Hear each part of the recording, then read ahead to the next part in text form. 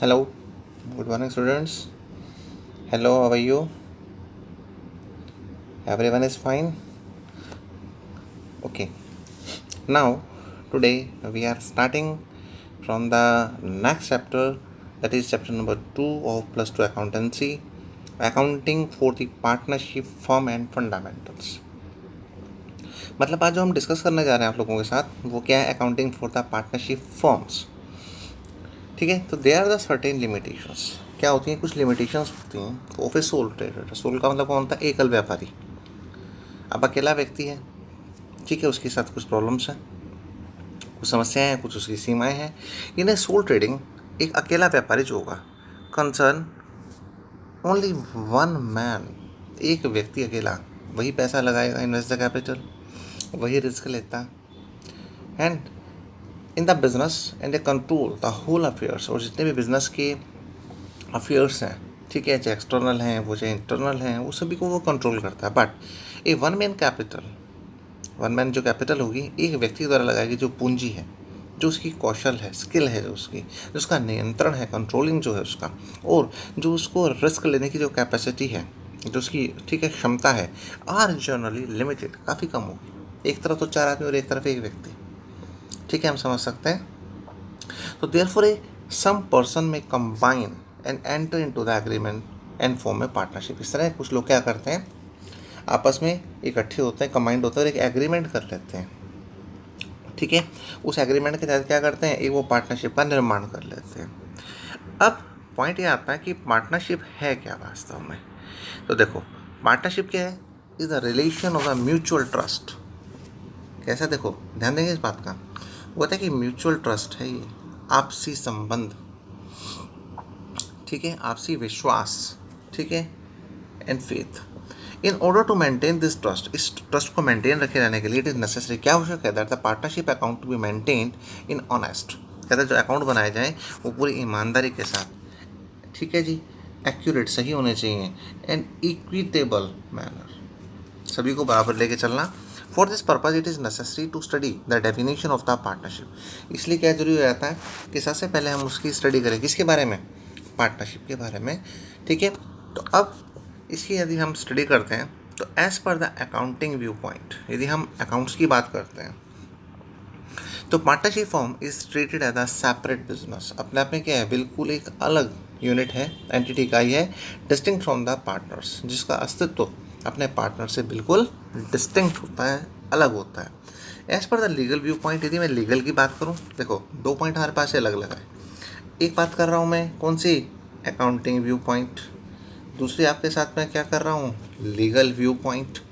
ठीक है, तो दोनों में क्या डिफरेंस है मेन हमारे पास, कि जो लीगल व्यू पॉइंट है, is a partnership form is not a separate, इसको हम अलग यूनिट नहीं मानेंगे. It means that in the case of the bankruptcy, कल को यदि मान लो बैंकक्रप्सी हो जाती है, दिवालिया घोषित कर दिया जाता है फॉर्म को, तो private state of the partners, देखो ध्यान देना इस बात का, यहाँ पर क्या है कि उसकी जो प्राइवेट स्टेट होगी ना पार्टनर्स की, वो भी क्या होगी, वो भी liable to meet the firm's डेप्ट, यानी फॉर्म्स के जो डेप्ट्स हैं, फर्म ने यदि कोई उधार ले रखा पैसा और उसे क्या करना पड़ा, चुकाना पड़ा, तो हमें जो पार्टनर्स हैं उनकी प्राइवेट एस्टेट को भी बेचकर उस ऋण की पूर्ति करनी होती है.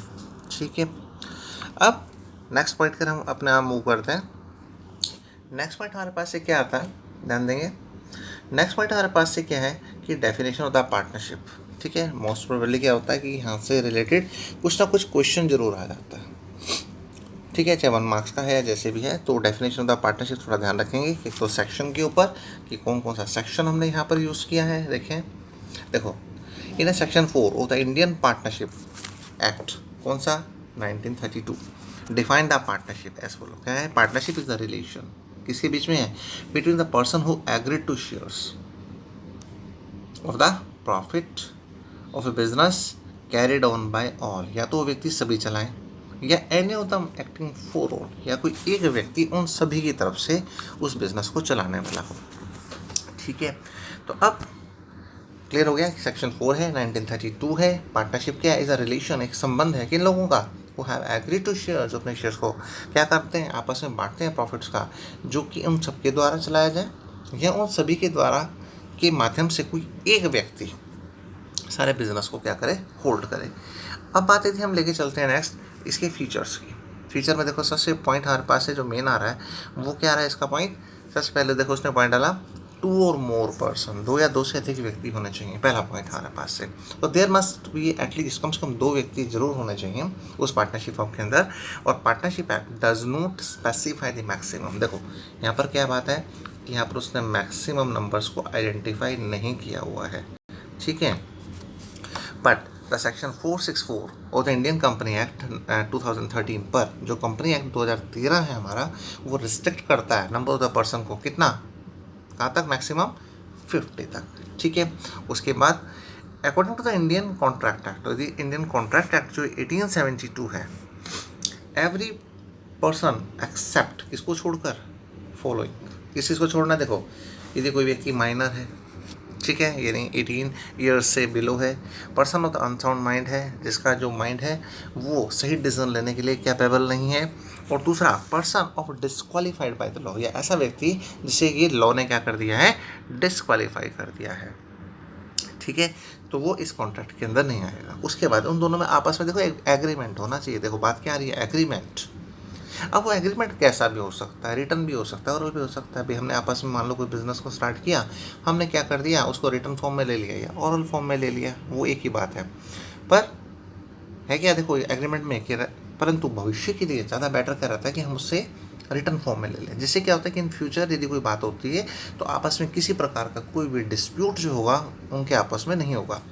तो देखो पॉइंट हम डिस्कस करते हैं एग्रीमेंट। तो एग्रीमेंट क्या हुआ, partnership come into the existence by the agreement. कहता है जो पार्टनरशिप बनती है ना वो एग्रीमेंट के थ्रू बनती है, वो चाहे रिटर्न में हो और चाहे वो ओरल में हो जाए, ठीक है। अब वो कहता है चाहे रिटर्न हो चाहे ओरल हो। तो उसके बाद पॉइंट हम जो नेक्स्ट पेज की तरफ मूव करते हैं, कि एग्रीमेंट जो है देखें, अब जो एग्रीमेंट है हमारे पास वो कैसा है, देखो ध्यान देंगे। वो कहते हैं एग्रीमेंट जो है वो among the partners is the basis of their relationship. किस पर बेस करेगा, वो उनके रिलेशनशिप पर बेस करेगा, basis on their relationship which may be for a particular venture, ठीक है। वेंचर का मतलब क्या होता है, जोखिम, फॉर द पीरियड और एट विल, जैसा वो चाहेंगे वैसे।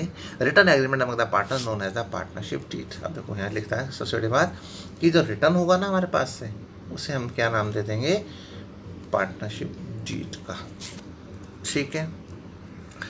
उसके बाद बात आती है कि जो partners must come into existence by an agreement. कहता है कि जो पार्टनर्स बनते हैं आपस में वो अस्तित्व तब आते हैं जब वो उनके बीच में एग्रीमेंट होता है, not by the operation of law, ठीक है। तो देखो पार्टनरशिप कैसे बनती है, पार्टनरशिप मस्ट इनटू एग्जिस्टेंस कैसे बनेगी, बाय द एन एग्रीमेंट, ठीक है, not by the operation of law. और जो हिंदू अनडिवाइडेड फैमिली है वो एग्जिस्टेंस में कब आएगी, नॉट बाय एन एग्रीमेंट, वो एग्रीमेंट से नहीं होगी बल्कि वो किससे होगी, ऑपरेशन बाय द लॉ, ठीक है। इसके बाद नेक्स्ट पॉइंट की तरफ हम मूव करते हैं अपना। पॉइंट नंबर जो 3 है, existence of the lawful business. सबसे बड़ी बात है कि जो हम बिजनेस करने जा रहे हैं वो कैसा होना चाहिए, लॉफुल होना चाहिए, ठीक है। लॉफुल का मतलब कोई भी हम गैर कानूनी काम उसके अंदर नहीं कर रहे हो, ठीक है। अब देखो ए partnership is establish for a lawful business. कहते हैं जो पार्टनरशिप बनती है वो किसी भी एक वैधानिक बिजनेस को करने के लिए होनी चाहिए, चाहे वो उसमें क्या होंगे, चाहे ट्रेड हो, चाहे वोकेशनल प्रोफेशनल हो हमारे पास है, but not for the joint ownership. परंतु जॉइंट ऑनरशिप नहीं हो सकती है, या जैसे चैरिटेबल एक्टिविटीज़ को हम जो है इस पार्टनरशिप के अंदर शामिल नहीं करेंगे। अगला पॉइंट हमारे पास आता है कि प्रॉफिट शेयरिंग जरूर होना चाहिए। The agreement between the among the partners must be share the profit and loss of the business. आपस में जो प्रॉफिट एंड लॉस है वो आपस में डिस्ट्रीब्यूट होना चाहिए। It is essential that all the partner must have a loss.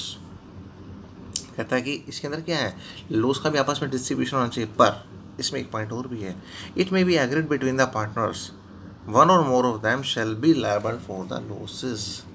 कहता है कि इसके अंदर हम क्या होता है कि ऐसी लाइन यहाँ पर क्यों लिखी गई, ये इसलिए लिख दिया उसने यहाँ पर, तो क्यों, क्योंकि वो देखो यहाँ पर क्या चाह रहा है इस पॉइंट को, agreed between the partners one or more them shall be liable to for the losses. वो कहता है कि ऐसा भी हो सकता है यदि वो आपस में एग्रीमेंट कर लेते हैं इस चीज़ के लिए, तो one or more of them उनमें से एक या एक से ज़्यादा व्यक्ति भी क्या है, एक व्यक्ति दूसरे को हम गारंटी दे देते हैं। मान लो 3 पार्टनर्स हैं, 2 पार्टनर से गारंटी दे दी कि ठीक है कि कल को यदि मान लो कुछ भी हमारे पास से लॉस होता है तो हम आपके लॉस को रिक्यूप कवर करके देंगे। तो इस केस में क्या होता है कि लॉस जरूरी नहीं है कि सबके अंदर बढ़ता हो, ठीक है। एज ए गारंटी के रूप में हम इसको नहीं भी लेके चल सकते। उसके बाद पॉइंट आता है हमारे पास है नेक्स्ट, रिलेशनशिप होता है प्रिंसिपल एंड एजेंट आपस में। देखो partners is an agent, agent भी है, क्यों? क्योंकि he can bind the other partners, वो अपने गतिविधियों से दूसरों को बांध सकता है। तो बाय इज एक्ट, ठीक है। अब नेक्स्ट को यदि मैं वो करता हूँ तो उसमें देखो पॉइंट क्या आता है हमारे पास, नेक्स्ट पॉइंट कहता है कि जो पार्टनर है वो क्या है, फिर कहता है कि इसमें देखो पॉइंट हमारे पास है, कह रहा है कि जो पार्टनर है इन इज ए प्रिंसिपल, कहता है वो प्रिंसिपल भी है, क्यों है, ठीक है। अब देखो क्यों है, क्योंकि because he himself be bound, वो खुद भी बंधा हुआ होता है, act of the other partners, दूसरे पार्टनर्स। उसके बाद पॉइंट नंबर 6 की तरफ हम मूव करते हैं। Business can be carried on by all, या तो बिजनेस क्या हो उन सबके द्वारा किया जाए, या of the partner acting for all, या कोई एक व्यक्ति सभी की ओर से। जैसे पहले डिस्कस हम कर चुके हैं इस पॉइंट को। It means that each partner can be participate in the conduct of the business, कि हर पार्टनर जो है इस बिजनेस के अंदर क्या करेगा, participate. And each partner is bound, वो बंधा हुआ है by the act of other persons, दूसरे व्यक्तियों से, in the respect of the business of the firm. इसके बाद नेक्स्ट पॉइंट पर हम बात करते हैं, तो वो है हमारे पास है पार्टनरशिप डीड, ठीक है जी। अब देखते हैं कि पार्टनरशिप डीड क्या है। कहता है कि पार्टनरशिप डीड क्या होती है। Since the partnership is outcome of the agreement, हम इस बात पॉइंट को पढ़ चुके हैं कि जो पार्टनरशिप होती है वो आउटकम का मतलब क्या होता है, रिजल्ट। आउटकम किसका है, आउटकम है जी वो एग्रीमेंट्स का, ठीक है। उसके बाद जो पॉइंट आता है हमारे पास से, वो पॉइंट क्या है, इट इज़ एसेंशियल दैट क्या, that there must be a some terms and conditions. अब उनके अंदर बीच में क्या होनी चाहिए, कुछ टर्म्स एंड कंडीशन होने चाहिए। देखो some terms and conditions agreed on by all, कि सभी पार्टनर्स उस पर क्या होने चाहिए, एग्री होने चाहिए। सच टर्म एंड कंडीशन में भी आइदर वो ओरल भी हो सकती है और वो रिटर्न फॉर्म में भी हो सकती है। Law does not make it, law नहीं कहता हमें क्या, कि आप इसको, कोई कंपल्सरी नहीं है कि आप इसको रिटर्न फॉर्म में लो, आप ओरली भी सेट कर सकते हो। However in order to avoid, देखो बात क्या आ गई, अवॉइड ऑल मिसअंडरस्टैंडिंग्स, यदि हमने अपने मिसअंडरस्टैंडिंग्स को क्या करना है, अवॉइड करना है, एंड डिस्प्यूट्स को और भविष्य में होने वाले झगड़ों को, तो it is always the best course. Best बात क्या है कि have to be a written agreement, तो वो रिटर्न में होना चाहिए, एंड साइंड एंड रजिस्टर्ड। देखें एक पॉइंट और फोकस करें हम यहाँ पर, कहते हैं कि सभी के द्वारा तो साइन क्या होना चाहिए, ठीक है, जिससे कि वो वैलिड हो जाए। देखें साइंड एंड रजिस्टर्ड, ठीक है, under the act, and such a written document which is contain the terms of the agreement is called partnership deed. उसे हमने क्या नाम दे दिया, पार्टनरशिप डीड का नाम दे दिया है। इसके बाद हम नेक्स्ट पॉइंट पर बात करते हैं कि पार्टनरशिप डीड जो है should not be contain the following, contain the following points. देखो जब पार्टनरशिप डीड हम बनाते हैं तो उसके लिए क्या होता है हमारे पास, कि हमारे पास हम कुछ पॉइंट्स लेके चलते हैं, ठीक है। क्या क्या पॉइंट लेके चलते हैं, देखो पार्टनरशिप डीड के अंदर हमने क्या क्या लिखना है, देखिए ध्यान देंगे ज़रा। The name and the address of the form, सबसे पहले उसका नाम क्या है उस पार्टनरशिप फॉर्म का, ठीक है। उसका एड्रेस क्या है, कैपिटल लोग कितना लगा रहे हैं, इंटरेस्ट ऑन कैपिटल कितना लगा रहे हैं, drawing and interest on drawing की रेट क्या रहेगी, प्रॉफिट शेयरिंग रेशियो क्या रहेगा, सैलरी कितनी होगी, गुडविल कितना होगा, अकाउंटिंग पीरियड कितना चलेगा, ड्यूरेशन ऑफ पार्टनरशिप फर्म कितनी चलेगी, ठीक है। उसके बाद सेटलमेंट ऑफ द डिस्प्यूट, ठीक है, वो किस टाइप से हो जाएंगे। अब नेक्स्ट पॉइंट जो देखो हमारे पास इसके अंदर आ रहा है वो क्या है जी, रूल्स। सबसे बड़ी बात देखो यहाँ पर आ रही है हमारे पास से कि रूल्स एप्लीकेबल। देखो ध्यान देंगे यहाँ पर बहुत ही इंपॉर्टेंट पॉइंट आ गया, न्यूमेरिकल पॉइंट ऑफ व्यू बहुत ज़्यादा, क्या rules applicable in the absence of partnership deed. क्या क्या है देखो, प्रॉफिट और लॉस यदि क्वेश्चन में मान लो कि अब हमने रिटर्न में तो उसको किया नहीं, अब सपोज किया कि हमने आपस में ओरली कर लिया था और अब डिस्प्यूट हो गया, अब डिस्प्यूट का समाधान कैसे होगा। तो देखो यदि हम कोर्ट में जाते हैं तो क्या डिसीजन देंगे, वो कहेंगे देखो जी पहले या तो आप रिटर्न फॉर्म में ले लेते हैं, अब नहीं लिया ना, तो देखो क्या क्या रूल्स फॉलो होंगे, ध्यान देंगे। प्रॉफिट और लॉस कैसे बटेगा, इक्वली। इंटरेस्ट ऑन कैपिटल कोई इंटरेस्ट नहीं, इंटरेस्ट ऑन ड्राइंग पर कोई इंटरेस्ट नहीं, किसी पार्टनर्स को सैलरी कुछ भी नहीं, नॉट परमिटेड। बस सबसे बड़ा पॉइंट फिफ्थ जो है हमारे लिए इंपॉर्टेंट है, क्या पॉइंट है? देखो मेन जो हमारे पास न्यूमेरिकल पॉइंट ऑफ व्यू से फर्स्ट और फिफ्थ ज़्यादा काम आते हैं। एक तो प्रॉफिट लॉस नहीं दे रखा हो तो कैसा बांटेंगे हम उसको, इक्वली बांट देंगे। दूसरा, इंटरेस्ट ऑन लोन की रेट है ना वो 6% फिक्स है हमारे पास से, ये बात विशेष ध्यान रखेंगे यहाँ पर, ठीक है, without the consent of all. उसके बाद जो लास्ट पॉइंट है उसमें हमारे पास से क्या आता है, without the consent of all existing partners, जितने भी हमारे पार्टनर्स हैं, no partners can be admitted to the form. उस जब तक सभी पार्टनर्स एग्री नहीं होंगे तब तक हम उसको पार्टनरशिप फॉर्म में एडमिशन नहीं दे सकते। ओके, तो आज का जो टॉपिक था हमारा यहाँ तक था। कल जो हमने नेक्स्ट पॉइंट में जो डिस्कस करना है नेक्स्ट वीडियो के अंदर, वो क्या आएगा, एक तो रिकॉर्डिंग होता है पार्टनरशिप ट्रांजेक्शन की, पार्टनरशिप ट्रांजेक्शन को हमने कैसे नोट करना है, फिर एक हम प्रॉफिट एंड लॉस प्रोपोर्शन की बात करेंगे, ठीक है, इंटरेस्ट ऑन ड्राइंग की बात करेंगे, उसके बाद पार्टनर्स की कैपिटल की, ठीक है। Till then have a nice day and do your work properly and write down the notes in a fair notebook.